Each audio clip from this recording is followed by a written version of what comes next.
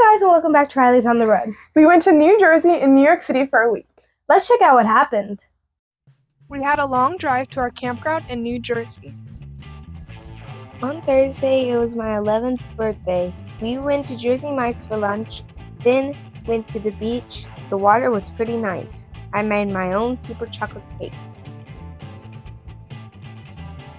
We got a tour of the New Jersey state capitol in Trenton.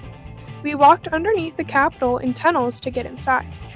Trenton is where George Washington famously crossed the Delaware in the middle of the night on December 25, 1776. Washington's troops rode across the icy river to surprise the Hessian soldiers occupying Trenton after their Christmas festivities. The next morning, Washington attacked and captured 1,000 of the Hessians. Both the House and the Senate have stained glass ceilings. These paintings around the Senate room were really cool. It took about 3 hours to get to our campground in New Jersey City. We moved to be closer to New York City. This is not your usual view in an RV park, so that was interesting. Later that day, we took the PATH train to get over to New York City. For dinner, we stopped to get New York-style pizza. We thought it was pretty good. After that, we went to Times Square. We went on the steps and saw some of the advertisements as it got dark. Then we looked in a few shops. On one of the streets there was a spray painter. It was really cool to see him work. He was very quick and I ended up buying the one he made right while we were watching. We also saw the Empire State Building on the way back.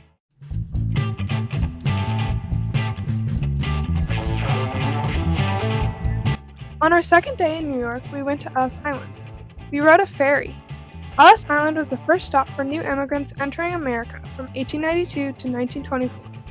Over 12 million immigrants were processed over those years, mainly from European countries.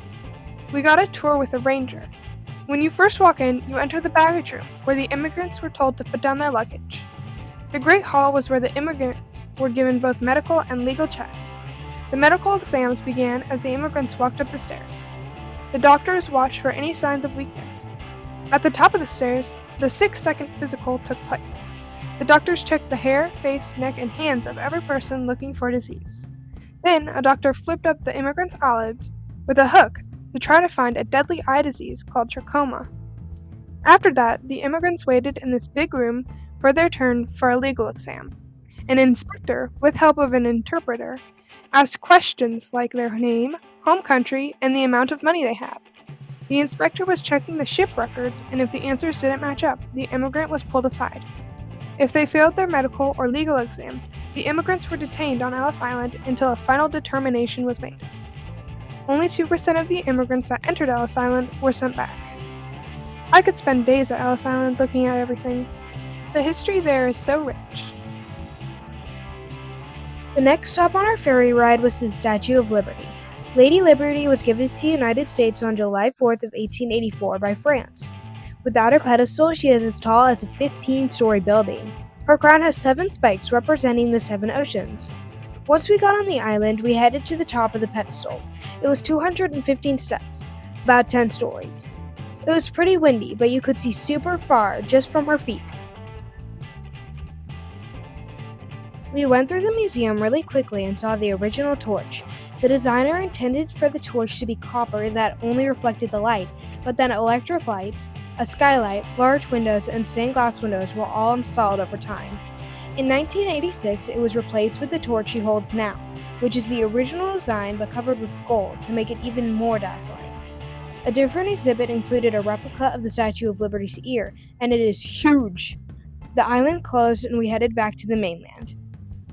The next day was very cold and rainy when we were out sightseeing. After we rode over, we went to the 9/11 Memorial and the World Trade Center. 9/11 was a sad day, but is remembered well with this memorial.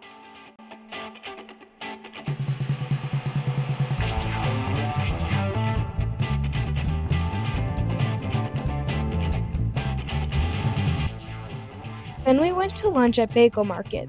We had different bagel sandwiches and Melina had an acai bowl. After that, we took a long subway ride to get near Broadway, because next we went to an off-Broadway show.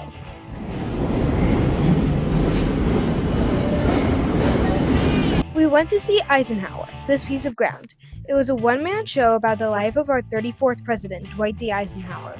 He was known for his efforts to establish the post-war order that guided American policy for over 60 years. It was a very informative play, and I am glad we got to go.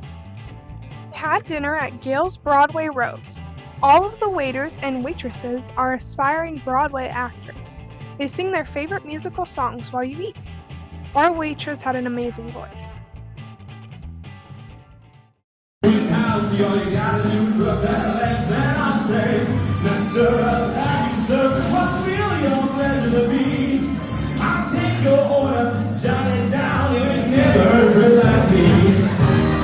Like he's your restaurant, I'm gonna pay a deal. Come on, let's move on and get you one. You ain't never had a friend like me. Yes, sir. These fans from all over the world, but it'll never be enough. Never be enough for me.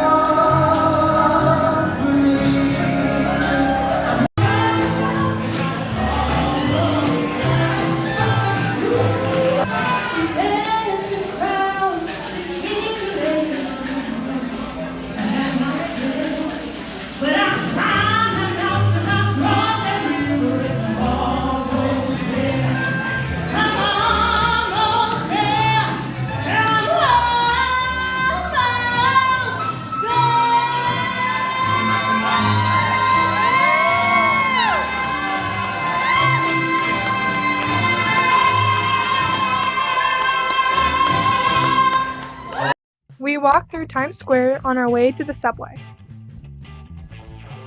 We put the Niagara Falls, New York, Adirondack Balloon Festival, Philadelphia, and Gettysburg stickers on the trailer.